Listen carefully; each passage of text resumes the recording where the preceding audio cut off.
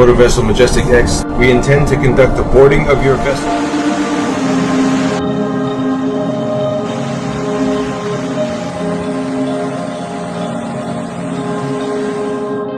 At 0400 local time, the sea changed. 3 American supercarriers had moved into striking range of Iran, and the final one to arrive was the ship Tehran feared most. The USS George H.W. Bush was no longer approaching. It was no longer maneuvering. It was no longer a signal. Now, it was on station. And for the first time in more than 20 years, the United States had positioned 3 carrier strike groups around Iran, creating a floating barrier of steel, aircraft, missiles, and nuclear-powered firepower unlike anything the region has witnessed since 2003. This was not a standard deployment. This was a combat posture. And for Iran, that changes everything. Because the arrival of the USS George H.W. Bush does not simply mean another American warship has entered the Middle East. It means Washington has finished setting the board. The pieces are now in place. And if diplomacy collapses, the next phase will not begin with statements. It will begin with launch sirens. The vessel at the center of this moment is not just another aircraft carrier. USS George H.W. Bush, CVN-77, is the 10th and final Nimitz-class supercarrier ever constructed, the last of a class that defined American naval dominance for nearly 50 years. Named after President George H.W. Bush, the 41st President of the United States and a former naval aviator in World War II, the ship carries one of the most symbolic names in the U.S. Navy. Its call sign is Avenger, a direct reference to the TBM Avenger torpedo bomber Bush flew in the Pacific. And now, Avenger has arrived. This ship is massive, more than 1,090 feet long, over 100,000 tons fully loaded, powered by 2 nuclear reactors, capable of operating for more than 2 decades without refueling its reactor core, crewed by over 5,500 sailors and aviators, and able to carry more than 80 aircraft depending on mission configuration. It is not merely a warship. It is a floating airbase, a sovereign piece of American military power moving through international waters. And in April 2026, it became the final component of the largest U.S. naval buildup near Iran in 23 years. Hour 1. The USS George H.W. Bush enters CENTCOM's operational zone.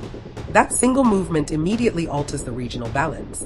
Before Bush arrived, Iran was already facing 2 American carriers, USS Abraham Lincoln, CVN-72, in the Arabian Sea and USS Gerald R. CVN-78, in the Red Sea. That alone was a serious escalation. But 2 carriers can be managed. 2 carriers can be monitored.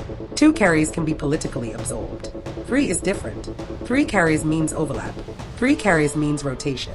3 carriers means the United States can sustain uninterrupted combat air patrols, long-range strike missions, electronic warfare coverage, anti-ship surveillance, and layered missile defense without pause. That is what shocks Iran. This is not just additional firepower. This is endurance. With 3 carriers in position, the U.S. Navy is no longer signaling. It is preparing for sustained operations. The first thing Bush brings is air depth. A carrier is only as dangerous as the air wing it carries, and Bush arrives with one of the most flexible strike packages in the world. F divided by -18 E divided by F Super Hornets for strike and fleet defense, EA-18G Growlers for electronic warfare, E-2D Hawkeys for airborne battle management, MH-60 Seahawks for anti-submarine and search operations, and support aircraft that transform the ship into a self-contained combat ecosystem. That matters because Iran's strategy has never been built around matching U.S. naval power ship for ship. Iran cannot defeat an American carrier in open water. Iran's strategy is to make the sea too dangerous to control. That means swarm boats, fast attack craft, sea mines, coastal anti-ship missiles, land-based drones, proxy harassment, layered attrition. This is the doctrine often described as asymmetric maritime denial. The West calls it harassment. Iran calls it doctrine. And in the Strait of Hormuz, that doctrine is deadly serious. Roughly 20% of the world's oil moves through the Strait of Hormuz. It is one of the most critical maritime chokepoints on Earth. Any disruption there is not just military, it is global economic warfare. That is why Bush is here. Its mission is not only deterrence. Its mission is control. By now, the operational pattern becomes clear. This is not one fleet massing in one location. This is a layered maritime kill web. Ford applies pressure from the Red Sea. Lincoln holds the Arabian Sea. Bush expands the eastern arc through the Indian Ocean and Gulf approach.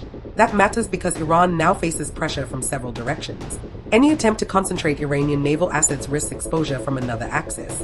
Any missile launch site detected by one ISR platform can be struck by aircraft from another carrier. Any drone swarm identified in one corridor can be intercepted by overlapping radar and combat air patrols. This is what carrier warfare looks like when executed properly. Not one giant ship charging into danger, but multiple floating A-fields stretching the battle space until the enemy runs out of options. And that is the real significance of Bush. It does not simply add mass. It removes Iranian breathing space. Now the escorts begin to matter. A carrier is the center of power, but the destroyers are what keep it alive. Bush did not arrive alone.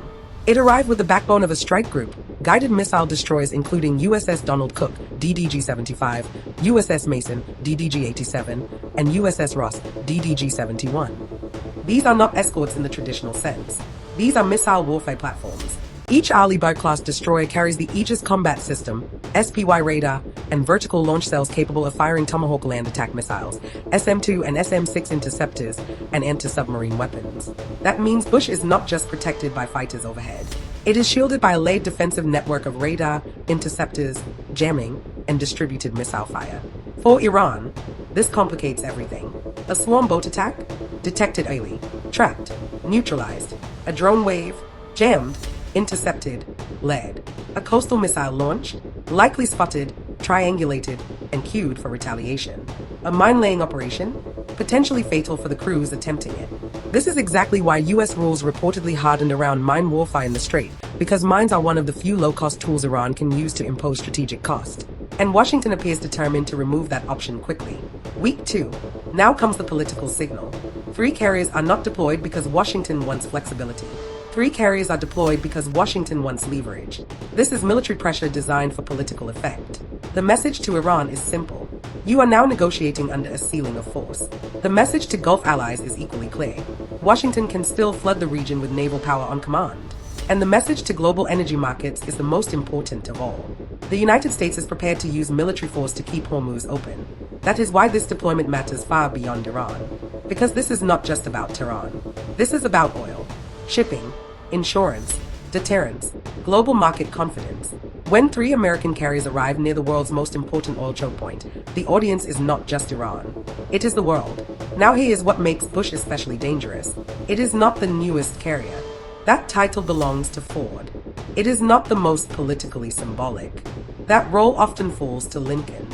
Bush is dangerous because it is the mature weapon. It is the final Nimitz ever built, which means it is the last refined version of one of the most successful carrier designs in military history. Everything the U.S. Navy learned from decades of Nimitz operations is built into Bush.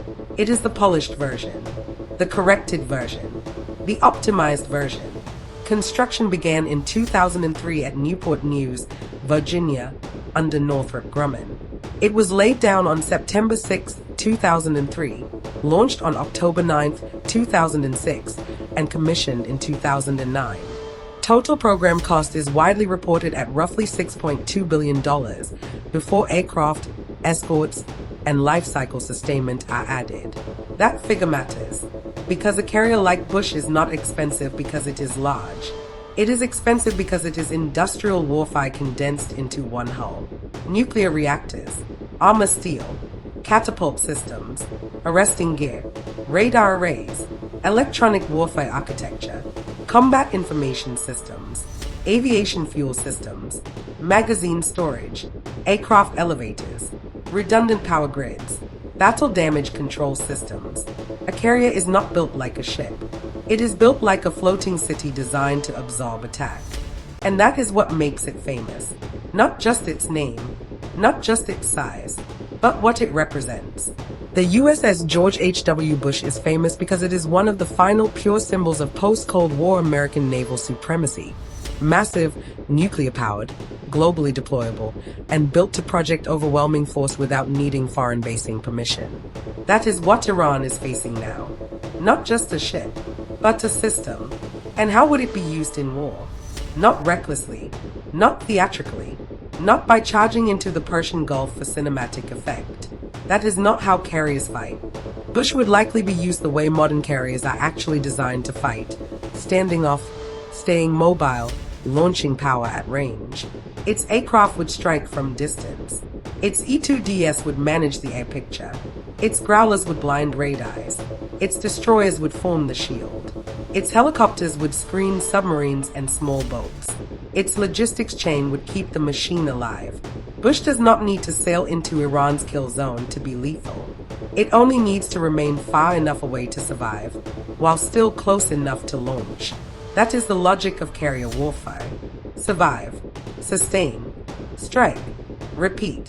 And that may be the most important fact in this entire story. The arrival of Bush does not mean war is inevitable, but it means the United States has removed one of the biggest barriers to starting one: readiness. That is what changed this week. Not the rhetoric, not the threats, not the headlines. Readiness. The USS George H.W. Bush is now in theater. The strike groups are in position. The A-wings are led. The escorts are aligned. The sea lanes are under pressure. And Iran now has to calculate every move under the shadow of 3 American flight decks. That is the real story. Not that another ship arrived, but that the waiting is over. The pieces are in place. The carriers are stacked. The pressure is real. And if one miscalculation ignites the fuse in the Strait of Hormuz, the first sound will not be diplomacy. It will be catapults. What do you think happens next? Will this triple carrier buildup force Iran to back down, or push the region one step closer to open war? Let us know in the comments.